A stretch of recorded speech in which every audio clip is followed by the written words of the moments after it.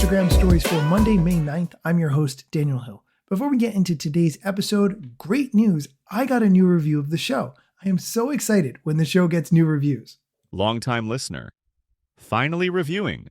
I've been listening to Daniel's Instagram Stories since November 2022 and have enjoyed it since my day one.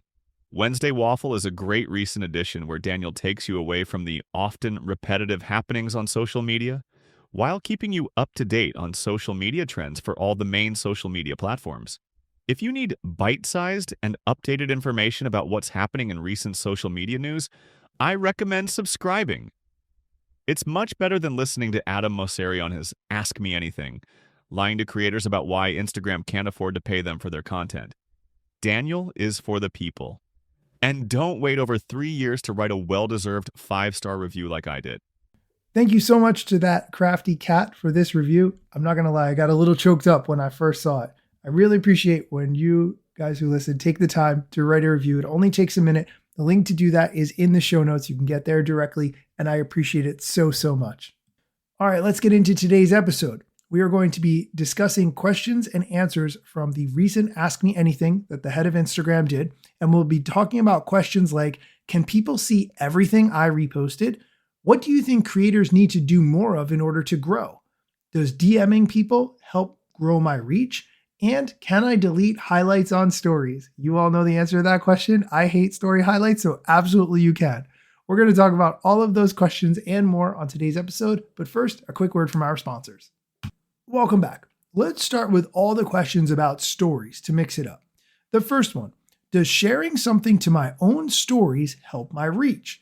The answer to that is yes. Some people only consume stories or spend more time on stories and aren't really into reels or feed posts because they enjoy stories so much.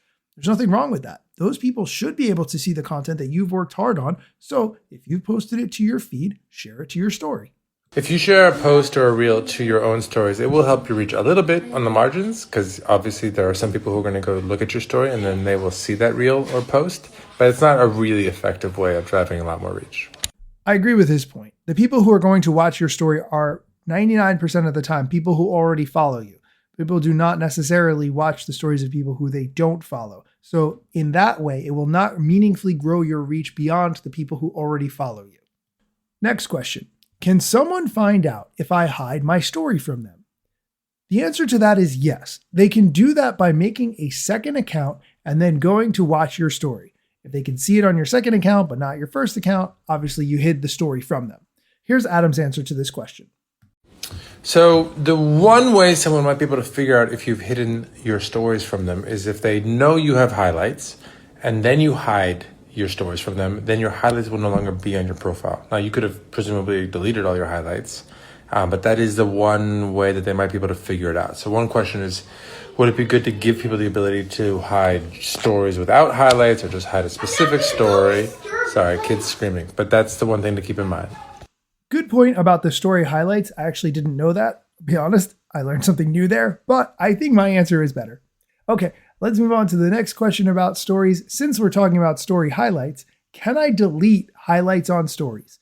Absolutely you can. If you haven't updated your story highlights in a year, 5 years, longer, it's time to just delete them and move on with your life.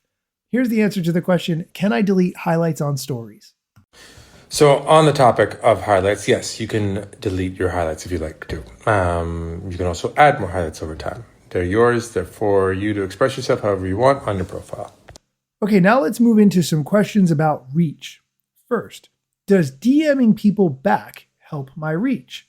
The answer to that is yes, because the more you DM with people, the more Instagram is going to show them your content because you have a relationship and Instagram recognizes that. Therefore, it will surface more of your content for them since you have this relationship discussing back and forth. Here's Adam's answer to the question, does DMing people back help my reach?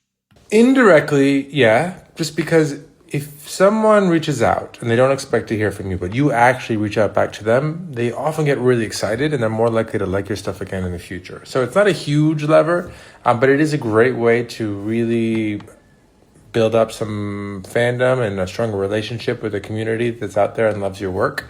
So if you are a creator, I do recommend considering that.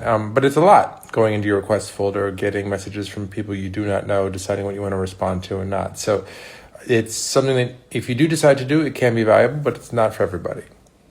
All right, we are going to take a quick break. When we come back, we're going to talk about what creators need to do more of on Instagram in order to grow their following and how to download your stats to share with other people instead of sending screenshots. Stick around.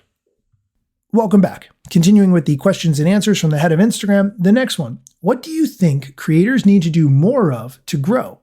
I think the answer to that is being incredibly clear about exactly why someone would follow you, and then periodically introducing yourself to your audience, to a new potential audience, using things like trial reels in order to explain exactly what kind of content people who follow you will expect to see.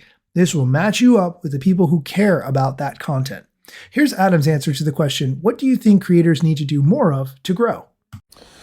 There's no perfect, easy answer to this question, but the key thing for everybody who's trying to grow your presence on Instagram is to be willing and ready to experiment and to iterate, because what works this year might not work next year. I find that with my stuff all the time. Your audience changes, what people think is interesting changes, and so you're going to have to often evolve. Now, not necessarily if you're lucky, but if you are seeing that your reach isn't what it used to be, I would take a look and try to figure out patterns. What are the types of things that you're posting that are still working and things that you're posting that are not? How might you rethink how you do those things? For me, I used to always highlight creators. I used to do it in stories. That stopped working. Then I used to do these green screens where I would point at their stuff, and then that worked for a while, but then it stopped working. And now I'm doing carousels with selfies of them, which is starting to work again. So you got to be willing to adapt as the world changes. All right, let's move on to the next question, which has to do with feed reposts. If you did not know, you can repost things to your feed, either things that other people have posted or things you have posted in the past. The question, can people see everything I reposted? The answer to that is yes, unless you have blocked them or restricted them in some way. So your reposts inherit the same privacy as your posts do, which is all downstream from what your account privacy is. So if your account is private, then your posts and your reposts are private. And if your account is public, then your posts and your reposts are public. So if someone who has access to your account, either because it's public or because you've approved their follow request, goes to your profile, they can go to your repost section and see all the things that you have reposted. That's how the privacy model works. He did a much better job of explaining that one than I did. I'm going to give him credit for that. The last question we're going to talk about today. When will our agency be able to download our stats to avoid sending them screenshots? Great question. You can actually do this today. So there are a few things you can do right now beyond sending screenshots. If you use edits, you can actually go to your insights and you can export them as a PDF, and it's much more official and just more legitimate than just taking a screenshot of an image of the app. You also can use partner ads. So sometimes when you're working with branded content deals and with advertisers, they can actually, if you let them, use your creative in their advertising system, then they'll get really detailed insights on exactly how everything is doing. But if there's other ways you'd like us to help you share in a safe way your insights with either agencies or advertisers, let us know and we'll explore it. Okay, that is going to do it for today's episode. As always, thank you for listening, and come back next time for more social media news, strategy, and other things you should know. Let's get it. The year was 2013. You posted your first pic and you're glad your post got seen. Your friends liked it too, but what you didn't know is what posting on that platform would do. Taking all your time and attention, doom scrolling. Also, let me mention, you gotta post on every platform, putting content on every set just to conform.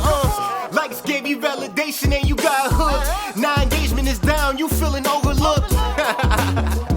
Hey, keep coming back for more podcasts. And find me on Instagram at Daniel Hill Media.